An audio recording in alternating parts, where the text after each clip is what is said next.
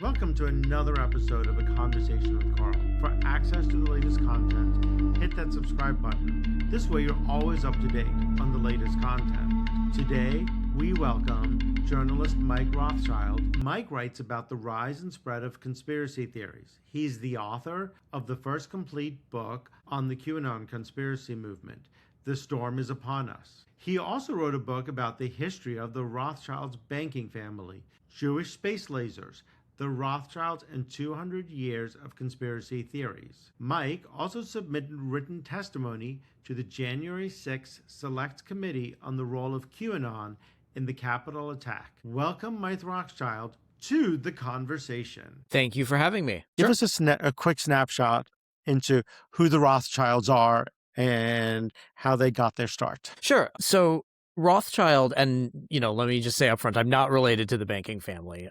If I were, I'd be doing something else with my life and not covering conspiracy theories. But that name, Rothschild, is something that came up over and over again as I started writing about conspiracy theories. As I got deeper into it, I would get all these comments.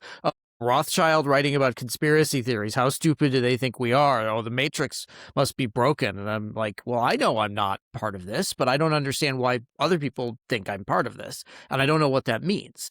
So I really wanted to uncover who this family is and why they have been the basis for so much of the bedrock of anti-Semitic conspiracism. And of course, anti-Semitism is really the bedrock of the modern conspiracy movement. So I went all the way back to kind of the very beginning of the Rothschild myth, of them controlling the world and, funding both sides of every wars and manipulating finances. And that was a pamphlet that came out about 30 years after the Battle of Waterloo that claimed essentially that the Rothschilds knew the outcome of the battle before everyone else, and they used that knowledge to make so much money on the London Stock Exchange that they now control the British Empire. I mean, anybody who understands anything knows that's not true, but I didn't know why it wasn't true, and I didn't know why people would think it was true. So starting there, you really unravel the myth of this all-powerful, depraved family that's funding both sides of every war, controls all the central banks, and manipulates our politics in ways we don't even see. Really, they're just a wealthy family that have been far surpassed in wealth and power by many other oligarchs and dynasties. They've sold off most of their holdings. Their mansions are long gone. Really, they're just part of the fabric of old money. But it really took a lot of research to kind of figure out how that all happened. And when they're talking about Rothschilds, you're talking about Jewish anti-Semitism. Right. Yes. Right. And one of the reasons why I think there was such a myth-making industry about the Rothschilds is they were very prominently Jewish. They didn't convert. They didn't assimilate. They very proudly funded Jewish causes, Jewish philanthropy. So they were very much out there, visible, and as a kind of a target for people. And it takes us right into my question about Congressman Marjorie Taylor Greene. She never says Jewish when she's talking about the space lasers. She talks about being financed by the Rothschilds. And she claims she never knew that, right? Well, she can claim a lot of things, but, that Facebook post, which of course she made 2 years before she ran for Congress, it doesn't use the term Jewish. It never uses the term space laser, but it's this very complicated conspiracy theory about a solar energy collector being used to clear land for a high-speed rail line in California, and that one of the board members of Pacific Gas and Electric, who of course was the utility company at fault in the 2018 fire, was a board member at Rothschild Inc. And isn't that interesting? And you don't have to say Jewish, because the people who you're writing this nonsense to, they understand that Rothschild equals Jewish conspiracy. How do we get to these conspiracy theories, and how do we protect ourselves from them? Because if she's writing that, people are believing it, it's not true. Are we in trouble? Well, I definitely think we're in trouble. Part of it is that the people who believe this stuff and share this stuff are now much more mainstream and much more prominent than they ever used to be. It wasn't even maybe 20 years ago that conspiracy theories were still kind of the domain of weird corners of the internet and sort of people you didn't want to sit next to at dinner and sort of random loners pushing shopping carts and handing out pamphlets about fluoride. Now they're in the highest corridors of power. Now they're in the highest levels of business and politics and media and finance and entertainment. Conspiracism is kind of everywhere. And I think it starts with these kinds of ridiculous things that get shared with no pushback, because you think to yourself, well, this is ridiculous. Who would believe this? Most people don't believe it. It repels most people. But some people are really drawn into it because you feel like it provides answers to the questions you've been asking for a long time. And you think, oh, somebody else is thinking about this. Somebody else is worrying about these things and is putting these pieces together. I should go befriend that person. And of course, now with the internet, it's trivially easy for these people to find each other and create these communities.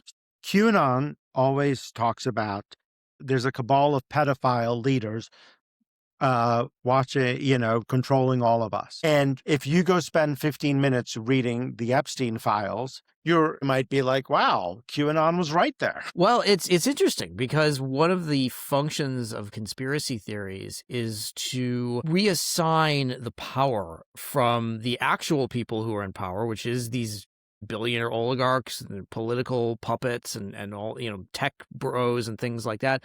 It assigns it to a dark, secretive cabal of like people meeting in smoky rooms and making decisions on who's going to war with who. It doesn't work like that. It works with like emails of like Jeffrey Epstein asking somebody powerful, hey, how many girls do you want on the island? I mean, it's not particularly secretive because these people never think they're going to get caught. There was one of the Epstein emails talking about the Zodiac Club, which is like 12 people, all men, of course, each from each sign of the zodiac, who get together and have secret dinners, and it's just a bunch of old men having dinner. Yeah. It's so banal and so kind of against the expectations we have for conspiracy theories that we get dulled to what these people are actually doing because they're doing it out in the open. They don't have to hide it. They know that no one can really touch them. What is the profile of a conspiracy theorist? That's a great question. I think the profile of a conspiracy theorist is not necessarily any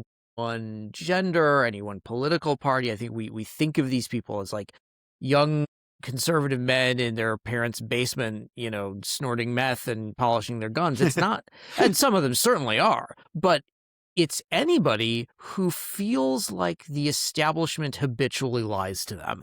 It's anybody who feels like they can't trust anyone in politics, media, medicine, banking, entertainment, journalism. If you think everyone's lying to you all the time, you are probably much more likely to fall into the rabbit hole of conspiracism, because conspiracism provides the truth. It doesn't, but you think it provides the truth. It provides the things that they don't want you to know about, they don't want you talking about. So conspiracism becomes a way of looking at the world. It becomes a philosophy. It's not necessarily so-and-so is plotting with so-and-so. It's here's how all these things are connected, and here are the people who I can trust who are telling me the truth. So it can really be anybody. We saw this certainly during lockdown. People who have never shown any proclivity towards conspiracism, but were genuinely scared about what was going on and concerned that they weren't getting the right information. They find some video somewhere, and then they go on a binge of videos and podcasts, and then 3 days later, they're a hardcore QAnon believer. If you're going down this rabbit hole, how do you stop yourself? And then also, if you're going down the rabbit hole, how do you know who to trust? Well, I think one of the things that happens is you start finding other people who believe the same things that you do. So you start finding these social media communities, you start finding Reddit, you start finding Chan or Twitter or whatever community of people believe the same thing you do. So not only you don't want to stop yourself because you feel like you're finally waking up, and now, you found all these other people who are waking up at the same time. So it becomes the kind of thing where you don't want to leave it. I find this with people who are really pulled into things like QAnon. They don't want to leave it behind. It becomes their community. It becomes their vessel for fighting back against what the dark forces are doing to them. So it becomes your community and your friend group and kind of your reason for doing everything that you do. Now, what happens is these people very publicly really start sharing what they found. There's kind of no evangelist like a newfound conspiracy theory. So that's a point where you really can start to say, hey, this influencer you're sharing, hey, they're actually really anti-Semitic, or they're really racist, or here's this super misogynistic thing that they put out, or this like really hateful, violent conspiracy theory. For some people, you don't want to be connected with that. I think a lot of people who are falling into these things really think they're doing it out of a place of genuine care and concern. And when you put the anti-Semitic stuff in front of them, they go, "Oh, I don't want that. That's not me." Well, it's not maybe you, but it's the influencers that you found. So I think where it has to come from is other people seeing this and feeling like they want to take the time to engage and to start to push back against us. And I think doing it privately is much more effective than doing it publicly, because I think that it turns into a debate or like a debunking or an insult contest. And it doesn't, not only does that not help, it actually pushes people deeper down the rabbit hole. I don't think you can change someone's mind once they believe this. I find it very problematic. I don't think people look at the facts. Oh, okay, now I see the light. No, I they was don't. wrong. They don't. They don't. Yeah. The facts become part of the conspiracy. The facts become, the fact checkers are out. Oh, the debunkers are out. That must mean I'm on the right track. Anything that anyone says against the conspiracy simply becomes fodder for the conspiracy. And that's why really even talking about these things with believers becomes impossible. So you have to either talk about things that have nothing to do with the conspiracy or just cut off contact. So what is the motivation to spread this? Is there money being made by some of these theorists? Are they like big on social media? It's an enormous industry. There are influencers in the conspiracy world who are making millions of dollars a year. We certainly saw the finances of Alex Jones when the InfoWars lawsuits were going on. He was making millions of dollars a month on subscriptions, merchandise, supplements, licensing fees. We've seen this with Candace Owens, where she's making like $1 million a month on subscriptions, merchandise, and sales and things like that. It's enormously lucrative. These conspiracy books are constantly at the very top of the Amazon listings in a way that the books pushing back against some of these things really never get that far. It's an industry of people who are very willing to spend their money on the influencers and gurus who they feel like are revealing the truth to them.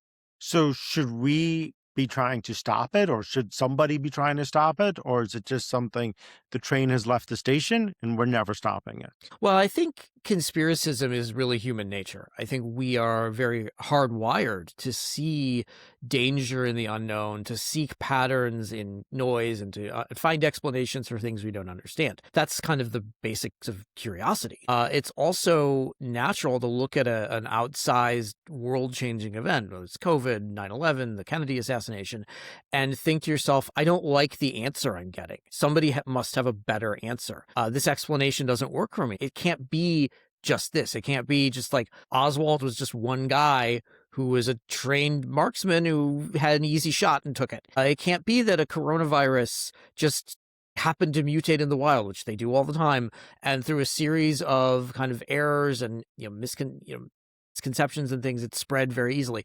There's got to be a plot. Somebody has to be responsible for this. That's a very human thing, and I don't think there's any way to stop that, because we all have it. And in terms of the social media spread of this, I think it gets very dicey, because you do run into First Amendment issues. You do run into freedom of speech. People have the right to believe these things. People have the right to make money off of these things. The problem is it curdles so quickly into violence and chaos, and you can't always tell where that violence and chaos is going to come from. So we've seen a great deal of success in deplatforming individual creators, some of the worst of the worst. But deplatforming an idea is much harder, and I would say in many cases impossible.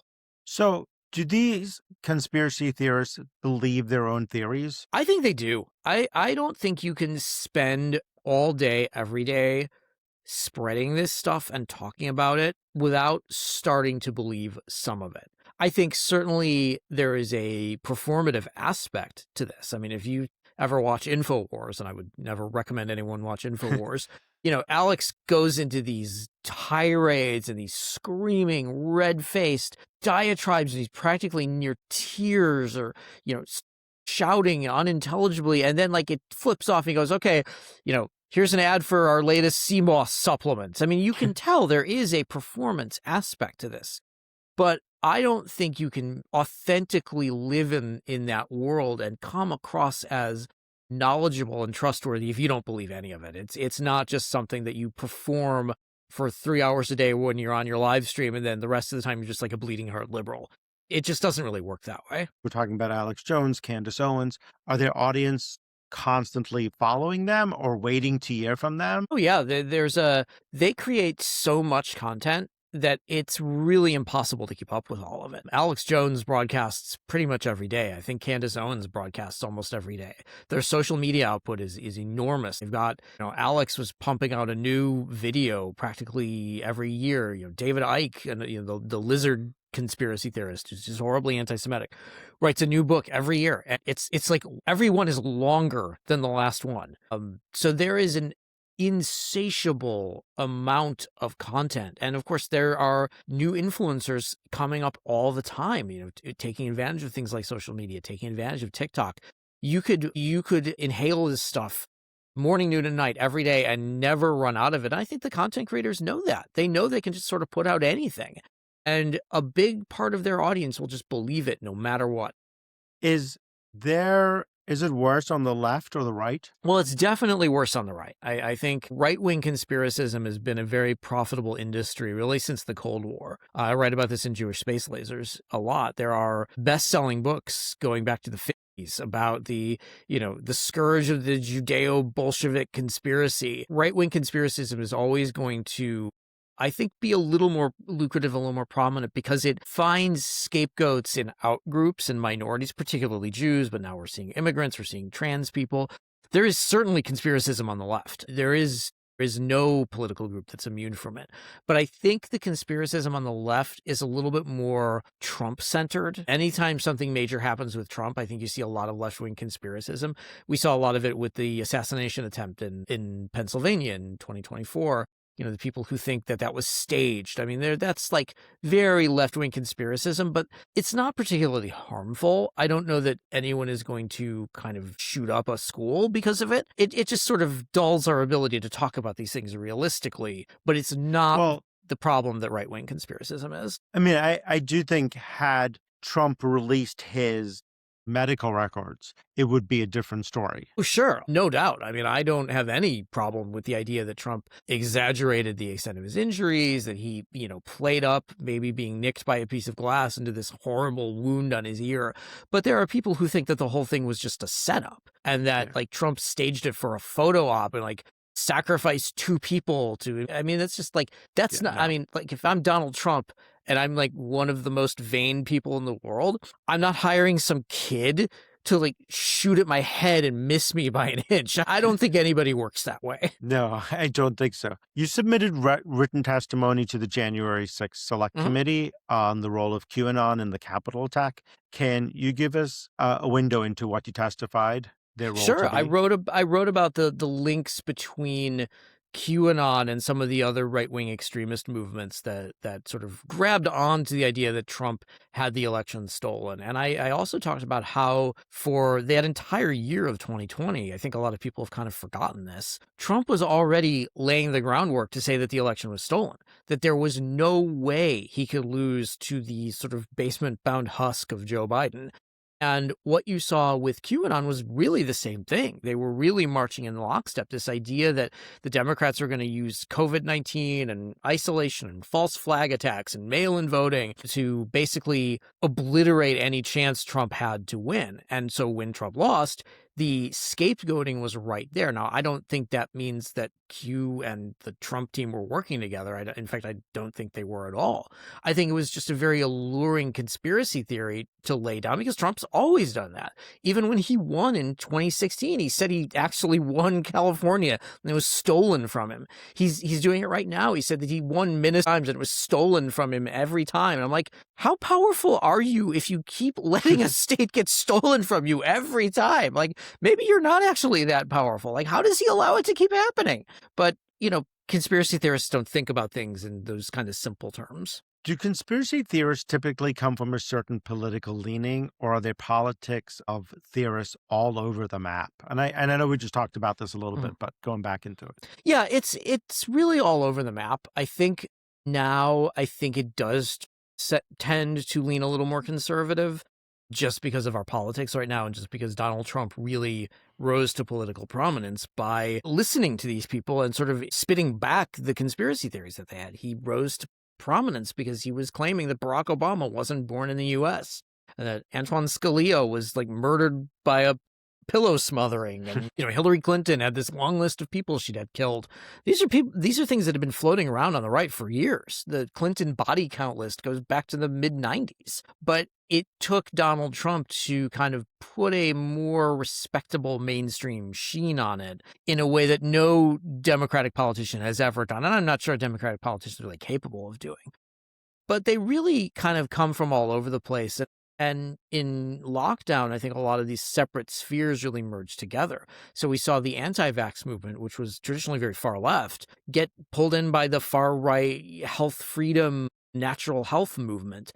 These things fit together really well. It's just that nobody really put it all together until Trump and then until COVID. If you're looking at the left and the right, the very left and the very right, it's like a circle. They all come together. Absolutely. They believe a lot of the same things. And in fact, in Jewish Space Lasers, I write about how what we would think of now as traditionally very far left movement, the socialists, were extremely anti-Semitic. They blamed the Rothschilds for the ruination of French society and the hoarding of wealth. I mean, we're still getting those kinds of conspiracy theories now. It's not quite so socialist, but it was very far left for quite some time.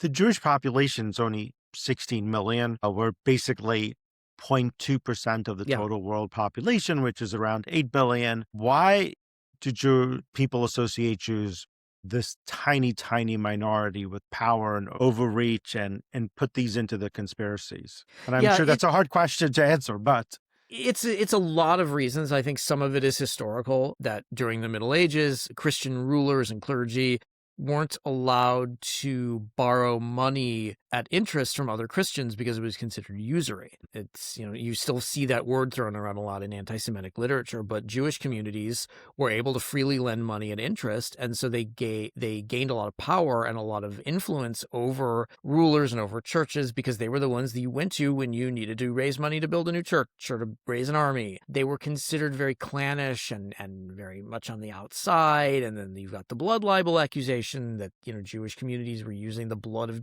Christian children in their rituals.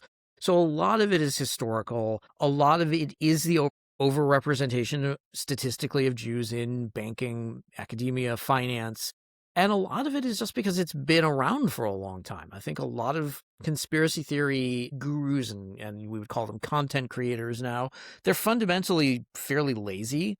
They don't want to do a lot of the work that it would require to find a new scapegoat. So they'll find somebody, after 9/11, it's the Islamic community, it's, and with COVID, it's the Asian American community, it's transgender people right now, but it always kind of gets tied back to Jewish power and Jewish wealth, first in the Rothschilds, then in George Soros, because ultimately somebody has to be behind all of this, and it's very easy to just blame it on the Jews and go from there. How are conspiracy theories playing a role right now in Minnesota, Iran, the Middle East, Venezuela? Well, it's everywhere. I mean, certainly with Minnesota, you started in a lot of ways with this conspiracy theory that there was this vast ring of Somali fraud going on. And certainly there has been a little bit of Somali fraud. There's fraud everywhere. I mean, people commit fraud. It happens. But the idea that there's this vast ring of Somali immigrants who are coming to the United States and committing this massive fraud, and it's all being done with the assistance of the Democratic governor and the Democratic legislature and the various NGOs, and Trump is finally stopping it. That's kind of classic Jewish conspiracism. The conspiracy theories about Venezuela, about Iran, there's always going to be this sort of shadowy, all-powerful group pulling the strings. And if you look at somebody like Trump, he's been seen as the kind of the enemy of the deep state, the one who's going to finally take down the cabal. Well, if you really look at it, there is nobody more on the inside and part of the deep state than Donald Trump. I mean, the idea that he was an outsider was always ridiculous. I mean, he's a billionaire. You can't be any more on the inside than a billionaire. But if you market yourself in a certain way, people believe it because they're looking for a hero. They're looking for a savior. They're looking for people to come in and make their lives better. Well, Fox News always says when they're talking, they always will say, we're not mainstream. They talk Right. about the mainstream but they're $1 billion company. What do you Right. mean you're not mainstream? You're right. People talk about the liberal media, and I'm like, the Yeah. media is not really liberal. There are liberals in the media, but like the major kind of traditionally more left-leaning outlets are struggling while the traditionally right-leaning outlets are booming. If there's a liberal media, nobody's sending me a check, but it becomes very much someone's keeping us down and this guy's going to stop it. Well, he hasn't stopped it yet, but the conspiracy theorists still love him. As we start to wrap up, are there ways for us to curb some of these conspiracy theories, or has social media made that impossible? I think curbing them at scale has become extraordinarily difficult to the point of being impossible because, of course, the social media companies don't want them curbed. They want the clicks and the traffic and the controversy. Where we have to do it is in ourselves. We have to do it with curbing our own desire to share things that are not true, to go off our first knee-jerk reactions. We have to be the ones who kind of keep our own yard clean. And maybe in that way, we can slow it down in our own feeds and give it less of an avenue to spread. Keeping it from spreading, I think, it's beyond the scope of what any one person can do. Yeah. One of the things is I don't know how you stop it, but I do know that it can be very damaging and hurtful, and it can ruin a lot of people. Oh, yeah. This stuff is incredibly damaging. We've seen the damage on a large scale with January 6th. We've seen it in a small scale with families that are torn apart, with people who have lost their jobs, people who have descended into addiction, who have been completely ostracized. You get these posts every year of like conspiracy believers bragging about how their family hates them and doesn't want to hear about all the evil. That's the damage that's being done. It's happening in ways that we don't necessarily see. Is there anything that I should have asked you that I didn't? No, I think this is an important conversation to be having, and I think we need to, in a lot of ways, keep it 40,000 foot rather than kind of get pulled in by the conspiracy theory of the day, because that's going to be forgotten tomorrow. But the reasons why conspiracism is effective, this is going to be with us forever, I think, and it's been with us forever. We just have to police it in our own lives and in the lives of the people we care about. Yeah, no, I think that is probably very true. And that's what we have to figure out, how to, go forward in this crazy time when you open it up. And a lot of times I'll find is when I'm reading the newspaper or when I'm reading stories about Epstein, I don't know what's true or not. Yeah. It's very hard. It's very hard to know what's true. And it's very hard to know what matters. We're digging through all this Epstein stuff and you're finding, people spreading these lurid tips about Trump murdering girls. And like some of this was just stuff that was called into the FBI. That doesn't mean it's true. It's probably not true. But there is a lot of horrible stuff in these files. And there's so much of it that it's really hard to tell what is actually true and what's actually impactful. Mike Rothschild, thank you so much for joining me today. What's the book again? The book is called Jewish Space Lasers, The Rothschilds and 200 Years of Conspiracy Theories. And you can get that where you get your books. Also, thank you out there for listening. If you have any comments, please put them in the comments. Be safe.